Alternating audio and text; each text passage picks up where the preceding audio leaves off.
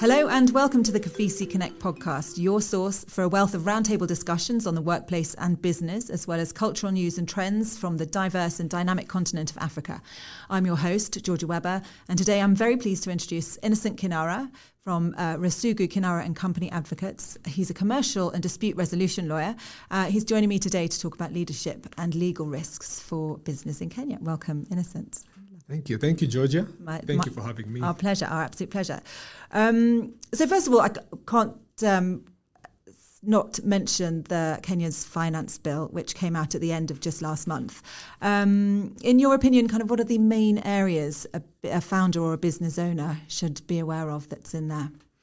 Well, so right off the bat, I'm not a tax expert, but I do have some insights into how I think business owners should be looking at it.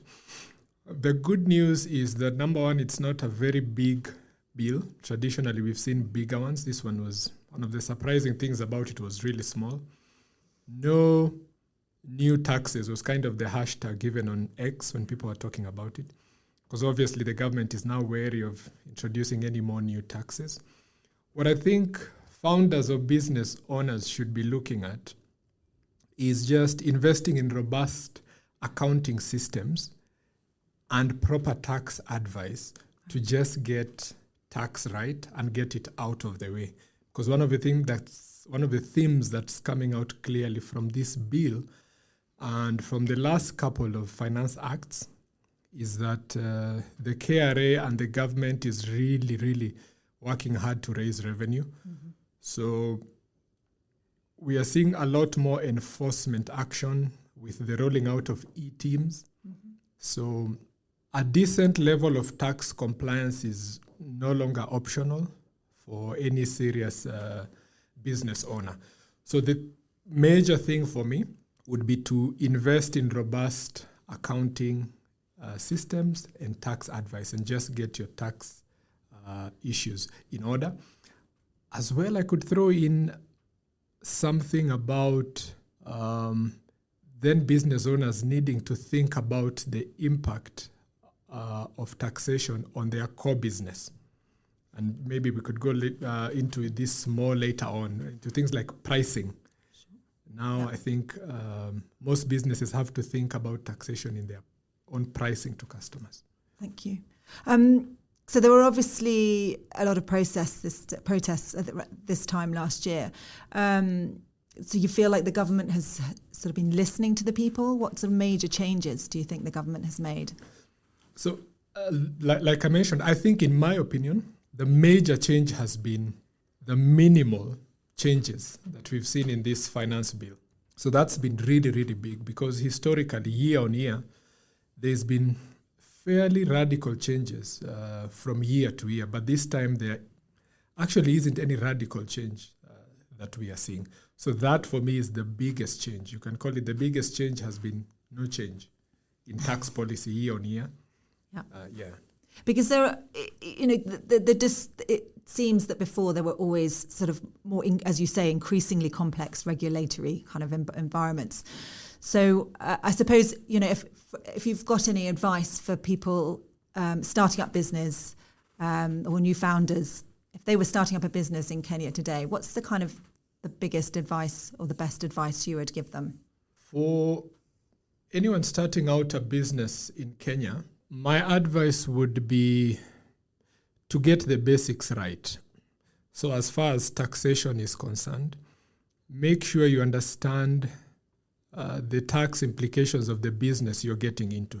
So if you're getting into service kind of business, understand the impact of VAT and decide whether you want to register for VAT straight up.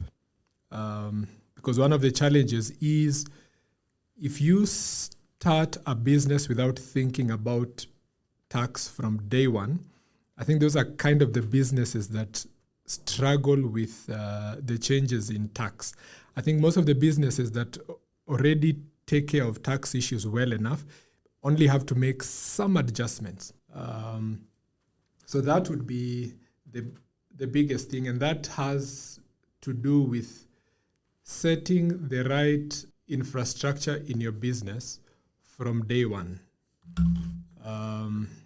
Make sure you have, it sounds very basic, but you'll be surprised how much it's not done. So you either have to just have an accountant in-house or make sure you outsource it well from the beginning. And there's lots of really affordable options for everyone at every stage of business, and build the right structures from the beginning. That would be my one big thing to advise people who want to start out in Kenya. Because it's not going to go away. Yeah, it's exactly. So be prepared. Don't do it retrospectively. Yes. In fact, I was having a chat with Patience before I came in, and I was telling her some of the businesses that complain the most. For me, if you've been in business for maybe 5 years and it's still such a pain point, the tax issue, for me, it tells me you're not doing something right. Sure. Because that's something that's possible to just do away with and, have it sorted out and focus on your core business. Yeah. Because it should be part of your growth strategy as well. Exactly. It should be. And so that the only headache you have is just when you need to make an adjustment because of some change in policy or some new tax, so that you're just making a change and not running helter-skelter because you're trying to build a compliance system from the ground up. Yeah. So if I'm a small business, would you say that there are many legal barriers that might sort of impede or hinder my growth? Yeah, and actually before I just answer that, I have another piece of advice for entrepreneurs who are starting out in Kenya. Right. And that advice is not legal advice. It's actually business advice. I give business advice as a lawyer because I'm not your average lawyer. It's what I always tell my clients. I'm a business partner. I'm an entrepreneur at heart. So I understand business. I know business. I run my own business. So the other advice I'd give entrepreneurs starting out in Kenya is manage your cash flow. It's basic business advice, but it's actually the thing that affects you even when it comes to taxation. So taxation becomes an issue if you're having problems with your cash flows. So if your cash flows are not good and then all of a sudden, as a result of a finance act, you have probably added like 2% of a tax obligation, then it's a big problem for you.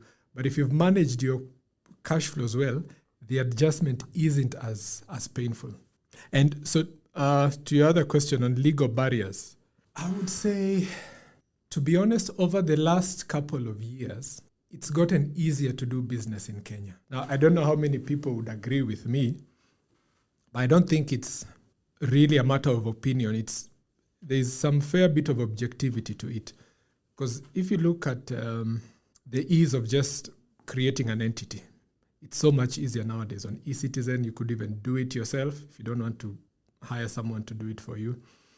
Getting licenses, again, is getting easier because of eCitizen, Nairobi, UniPermit. So over the last couple of years, it's gotten easier to do business in Kenya. And I think maybe last year I looked at some report, Kenya may have moved up in the rankings of ease to do business. But that's been my experience. But if I'm to give you one legal barrier, it would have to be the cost of formal legal compliance. Okay. So if you're a small business and you want to set up a company in Kenya, with the kind of advice I'm giving, take care of your tax from day one, build structures from day one. That does come with some cost because you have to pay professional tax advisors, you have to pay an accountant, and all of this can be outsourced. You don't have to take them in-house. But that would be one legal barrier because the cost of non-compliance can be prohibitive for a small business. If you get it wrong in one thing, the cost of that can be quite prohibitive. Fantastic advice. Yeah. Regarding kind of tax incentives or benefits for startups or and SMEs, how is the government kind of promoting or incentivizing those small businesses? Yeah. Again, while I'm not a tax expert, I have some thought on that again is simple, but you'll be surprised how it's not taken full advantage of. So the best incentive I see government has sustained is just basic tax deductions for incorporated companies. So if you incorporate a company as opposed to trading as a sole proprietor, you do have the ability to deduct some expenses from your business taxable income. Now, that's not automatic because you have to meet certain rules to qualify for a deduction. That's where investing in professional advisors comes in. So for me, the single biggest tax incentive for SMEs remains the use of a limited liability company. I know quite a number of people doing significant business, but they haven't incorporated. They haven't put the structures to take advantage of the incentives afforded to limited liability companies. Then the alternative is they spend a lot of time and effort just trying to run away from the taxman, when really if you do your math well, there could be a way to comply and just get taxation out of your way because you factor it into your business and you just focus on your core business. I was going to say there are a lot of new kind of industries sort of popping up. They're kind of, gig economies and digital platforms, remote working. I mean, the legal system itself is very well established here. How is it adapting to kind of encompass those new businesses that are sort of popping up in new environments? Well, the legal system is, in most cases, actually, if not all cases, is always playing catch up. And in a sense, it's actually good if the legal system doesn't catch up to some of these new business models, because then you actually want them to just grow and thrive before the legal system catches up, because the legal system usually comes to put frameworks which in some regard can actually restrict innovation. Mm-hmm. I can use an example of M-Pesa in Kenya. A lot of people have said that one of the reasons why mobile money has done so well in Kenya and in Africa is actually the lack of direct and strict regulation that allowed the innovation to just thrive before the legal system starts to catch up. Now, you're having banks initially, when they felt like M-Pesa was eating their lunch a little bit, there was a bit of lobbying here and there, and eventually they realized it's too big to sort of beat down, so they found ways to collaborate. So in that sense, it's actually good for some of these new business models to just keep growing, keep innovating, keep thriving, and business people to keep making money. And so that when the legal systems, which basically still the taxman, the biggest reason why government gets involved is to start to tax some of these new businesses. And maybe if they are running amok in some sense, to regulate it in the public interest. So the biggest developments have been, we've seen government through the tax policy try and go after the digital space. So there's a lot of people doing business and making money in the digital space. And we've seen things like the digital service tax, and there's a variation of it in the current bill. So that's been one way the legal system has been catching up. What would you say are the kind of common legal mistakes or oversights that cost businesses dearly in the long run? I feel like you're going to say lack of planning. Yes, lack of planning. Here, now this is kind of my favorite part. I think I have like 7. And one of them, top of my list, is lack of proper good legal advisors. And by a good legal advisor I mean someone who thinks like a business owner. It's one thing for me to give you a piece of legal advice, Georgia, but it's another thing for me to really understand your business and what your goal is. So if I'm just giving you textbook legal advice, I may not be empowering you to do your business. And so that's one major thing. If you don't have a good legal advisor, and a good legal advisor is also someone who's candid. So I'm the kind of lawyer who, if you come to me for legal advice, I like to be practical. I like to give you options and tell you, you want to take this route. If it's not the best for you, I'll be candid enough to tell you, I don't think this is the best for you. And I'm candid enough with my clients to tell them that if you weigh the cost and benefit of taking a certain route, it may not make sense. And that's really practical. So I'll give you an example, something like debt collection. Mm-hmm. When I analyze a situation that you come to me with, I'm candid enough to tell my clients because I have a really close relationship with them and they see me as a business partner. Sometimes I tell them, this money, the effort it would take to get the money back is not worth the time and the expense. And what do I mean by that? I'm candid enough to tell my clients that in some cases in debt collection, the easier part is getting a judgment in court. I could get you that easily. Probably you have a contract, you have emails that show you are owed money. But as I ask more questions and I understand that probably the person you are pursuing maybe went out of business and the amount of money you'd have to pay me is this amount. And I know in the end I'll get you a judgment, but I don't like my chances of getting you your money, which is the objective.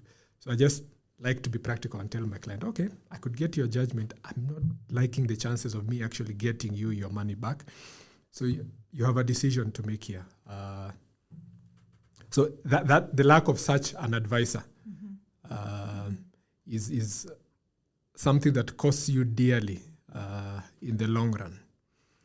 Then another one is failure to use a legal advisor appropriately. So I get, especially new clients who come to me, I call it at the wrong time.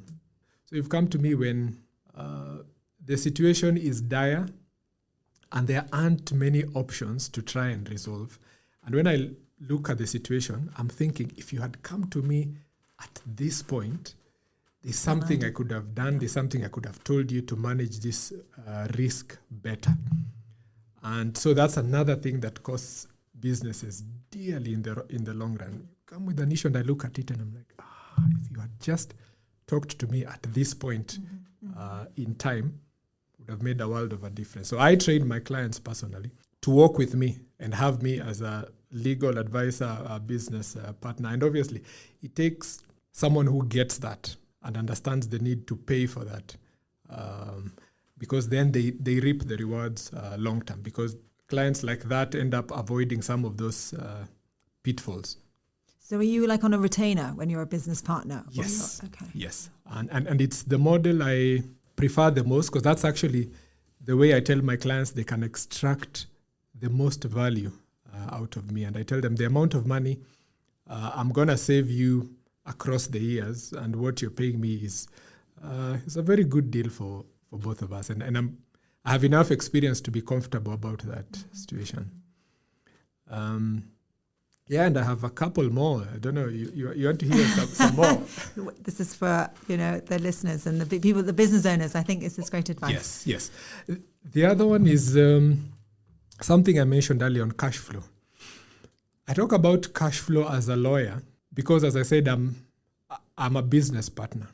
So I have to tell my clients about cash flow. And cash flow is affected in something like contracts, for example. So you've got a contract with your customers, with your clients. Sometimes the issue is the lack of contracts, and that leads you to a situation where you deliver work and you don't get paid. So by the time you're coming to me, I'm asking, where is the contract? The customer, the client never signed the contract. Then we have to jump to, are there emails? Are there what? So it's much easier to just get your contracting process right. And I'm not a big fan of complexity, actually. I like to just simplify everything. And contract could be as simple as, worst case scenario, have an email that takes care of a number of things. Scope of work. Have something in writing, even an email that in the event of a dispute, we could pull out an email that makes it very clear what the scope of work was, what the deliverables were, and the fees, just at a minimum. You don't have to have a 10, 20-page contract.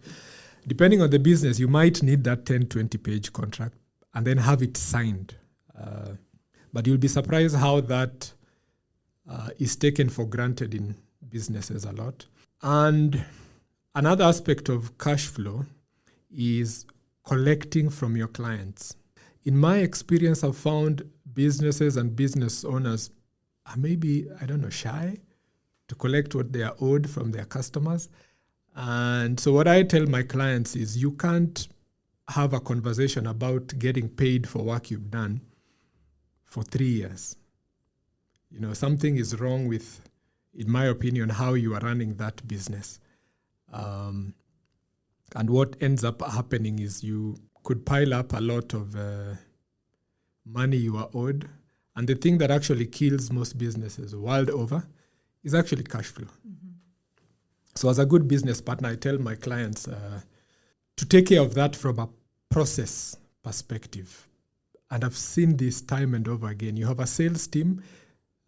Salespeople are sometimes too eager to sell and don't care about the contracting aspect. But that always comes to bite you as the business owner.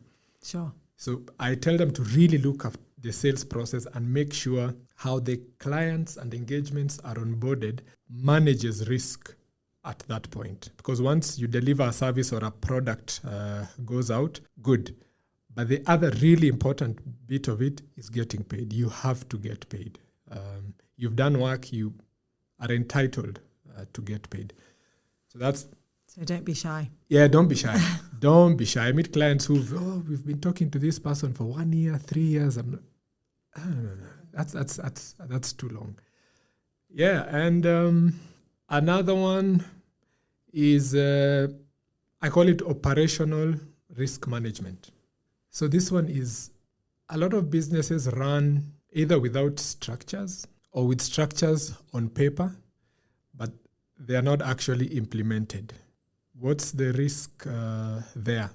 The risk there is if you are a business owner and you grow your business to say 20, 50, 100 employees, you will not have the time to manage every single aspect of your business directly. Like take KOFISI, for example. I mean, you have 6 or 7 centers in Nairobi. Yeah. That's you couldn't make a trip to all 6 centers every day. You've got probably 100 staff or something like that. So businesses like that need to invest in process that actually works. So you have your sales process, you have your human resource process, you have your administration process. So maybe if you have like facilities and you need someone to just look after the physical facilities. If you have a factory, someone that looks after the physical assets.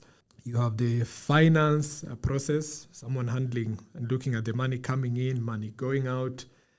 And then you would have the legal process, which can be outsourced as well. But you need to have these processes. And as a fan of simplicity, they don't have to be complicated. I'm fine if it's one person handling several roles, but let it be one person, but actually making sure the processes are working so that you as the business owner are only left with the work of being concerned that the structures and the processes you have in place are working. And maybe from time to time, you can get someone like me who can go in and give you an internal audit, and have a good smell of the place in a bit more detail with the kind of skill and expertise I have. So a lot of businesses don't focus enough on that. And the problem is as you scale, you find you're scaling problems. So yeah, that's a really big one. And one of the things I admire about a business like KOFISI, for example, me standing on the outside, I can tell that one of the reasons you've been able to scale is because you're working with a model that exactly. You just simply go and replicate. Yeah, exactly. And a lot of businesses don't do that, or they think that they can only do that when they are a certain size. I'm like, no, you start from the beginning, from day one, in small ways, so that you scale good habits. Because operational risk management is more mindset, and it's also culture. So if you build that from day one, you scale it as you grow. Fantastic. And another risk I can think of is something that's known as brand risk, because we're talking what costs businesses long term. You'd probably know this very well because KOFISI has a very, very wonderful and strong brand. The brand is a promise, and for many, actually for all businesses, it is your business. If you lose the brand, you've lost the business. And so businesses have to think about all the risks that their brand faces. And I could give you an example here. Is customer service and experience in Kenya is terrible. Now that's a good opportunity, and I think it's why KOFISI is doing so well, because I'm a member of KOFISI myself, and I've loved the consistent and high quality level of service. And that's what enables a business like KOFISI to exploit that opportunity of having really, really low standards of customer service. But why this is important for business owners is, in many cases, the incidents that make your brand suffer are not related to most owners. So my experience as a customer, for example, has been, I'm not handled well, but I'm not handled well by an employee. But every time I have reached out to the owner, in most cases, they handle me better. But not enough people will bother to look for the owner to escalate the complaint. And so the risk there is that you could be sitting somewhere as a business owner, but are you sure that the people in your team are handling your customers well enough? Takes us back to process. You need to have a process that makes sure that your customers are getting handled well and they're satisfied. And even issues like privacy issues come along the same line. We've seen a lot of enforcement decisions from the Office of the Data Protection Commissioner. Yeah. And if you scrutinize a number of them, you will find it was, quote unquote, an innocent mistake by an employee. But that quote unquote innocent mistake was born out of an ignorance about how to handle personal data. So, and now these decisions are shared on X, and everyone knows, the ODPC has fined this company with this amount. That's a brand risk emanating from privacy issues. So I think for me, those are the main ones that I can think of. Well, and thank you for your feedback on KOFISI. I mean, I think it is very well and truly part of our culture that feedback, I think, should never be taken as criticism. It's always just a way to improve. And I think customer experience, as you say, is key in it's not just KOFISI, it's key in every industry, in your own business as well. Yes. How you talk to clients, and it's something that is a hugely valuable part of brand and hugely valuable part of businesses. Fantastic. So employment law, is that another area that business owners should be aware of? You mentioned data protection, I know, which has been a big thing for businesses recently. Yeah. What other elements of law are there that business owners should be aware of? On employment particularly, the Employment Act, for example, is like one of the smallest acts in our statute books. So it's not that hard to comply with it. There aren't a lot of new things coming in hard and fast every year. But my experience has been, if you overlook how you're handling your employees, you are staring at a very costly risk if you get sued as an employer. So the one thing for business owners to ask themselves is, if you have a HR team, do you feel confident that your HR team knows what they are doing? Now, that may surprise you that I'm putting it that way, but my experience has been that sometimes in-house HR teams don't keep up to date with learning enough. And sometimes that whole process of HR and how to handle employees is not reviewed sufficiently. And the most common thing I've found is fumbling around with when an issue arises.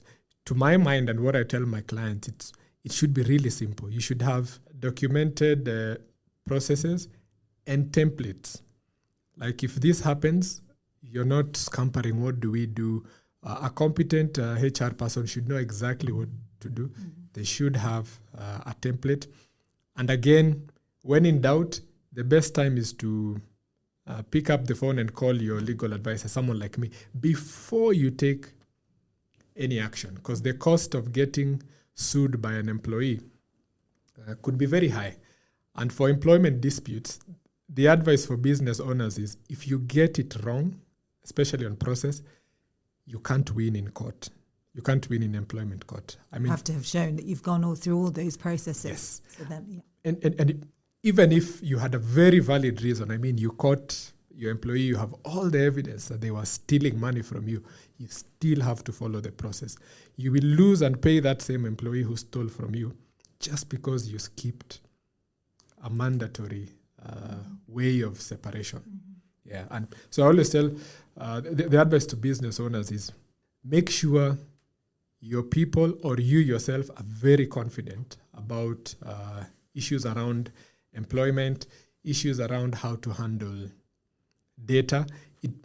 It shouldn't be left to chance. You must be feeling confident that, look, so for example, to use the example of KOFISI, you must feel confident that you know where you collect your data, how it is stored, what kind of data you have.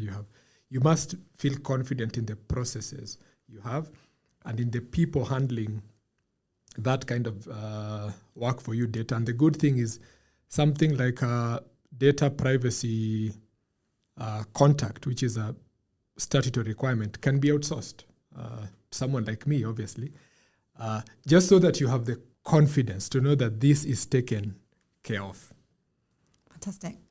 So I was going to ask you the question about the role of legal literacy. What does that play in building a resilient, investor-ready business? But it feels like it can only take you up to a point.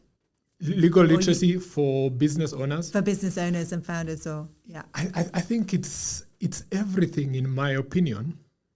It's the difference between making it long-term, right, or the difference between how much self-inflicted pain you suffer on your journey.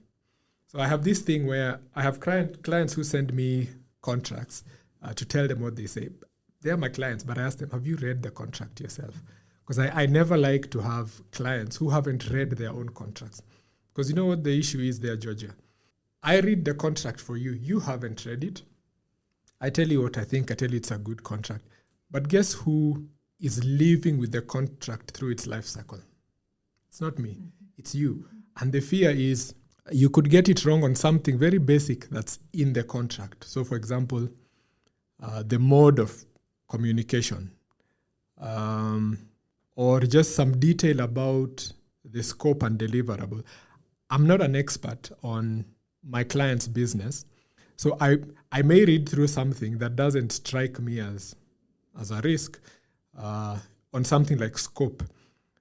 And that's why I want my clients reading the contracts, so that they're coming to me to give them that bit more of confidence to handle that transaction.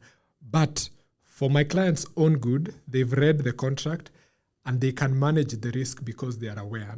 And that's, to your point about legal literacy, it's actually very empowering for you to know what your contracts with your suppliers are. You could manage a lot of risks for your own good better just by empowering yourself and actually knowing what your contracts actually say. Because a lot of risks are avoidable.